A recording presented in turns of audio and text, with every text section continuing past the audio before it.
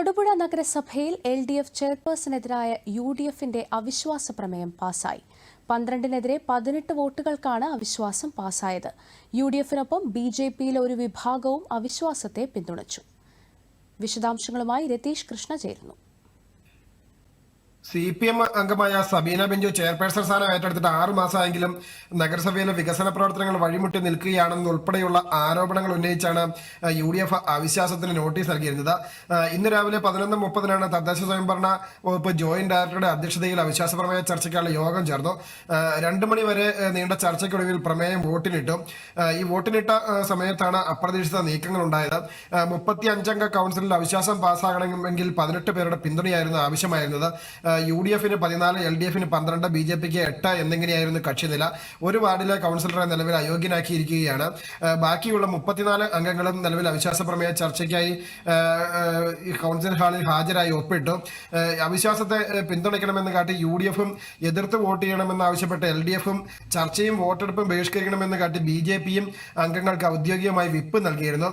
ഇതിൽ LDFും UDF അംഗങ്ങളെ വിപ്പിനനുസരിച്ച് vote ചെയ്തപ്പോൾ BJPയിലെ 4 അംഗങ്ങൾ വിപ്പ് ലംഘിച്ച് UDFന്റെ അവിശ്വാസ പ്രമേയത്തെ അനുകൂലിച്ച് വോട്ട് ചെയ്തു. ഇതോടെയാണ് വോട്ട് രേഖപ്പെടുത്തിയ 30-ൽ 18 പേരുടെ പിന്തുണയോടെ അവിശ്വാസം പാസ്സായത്. വിപ്പ് അനുസരിച്ച് BJPക്ക് വേണ്ടി ഈ ചർച്ചയും വോട്ടെടുപ്പും ബഹിഷ്കരിച്ച PG രാജശേഖരൻ, ശ്രീലക്ഷ്മി സുദീപ്, ജയലക്ഷ്മി ഗോപൻ എന്നിവർ ചർച്ച തുടങ്ങി ഏതാനും സമയത്തിനുള്ളിൽ തന്നെ പുറത്തേക്ക് ഇറങ്ങി വന്നിരുന്നു. എന്നാൽ ബാക്കി 5 പേരും ഈ ചർച്ച നടക്കുന്ന ഹാളിൽ തുടർന്നു. ഇതിൽ ബിന്ദു പത്മകുമാർ ഈ ചർച്ചയിൽ പങ്കെടുത്തെങ്കിലും വോട്ട് രേഖപ്പെടുത്തിയില്ല. അതേസമയം BJPയുടെ അംഗമായ ജിതേഷ് ഇഞ്ചക്കാട്ട്, TS രാജൻ, കവിത വേണു, ജിഷ ബിനു എന്നിവർ പാർട്ടി വിപ്പ് ലംഘിച്ച അവിശ്വാസ പ്രമേയത്തെ അനുകൂലിച്ച് വോട്ട് രേഖപ്പെടുത്തി. ഇതോടെയാണ് ഈ അവിശ്വാസ പ്രമേയം പാസ്സാകുന്ന ഒരു സാഹചര്യം ഉണ്ടായത്. നിലവിൽ എന്തായാലും BJPയുടെ പിന്തുണയെ ചൊല്ലി നിലവിൽ LDFും UDFും ഇതിനോടകം തന്നെ വാക്പോര് ആരംഭിച്ചു കഴിഞ്ഞു.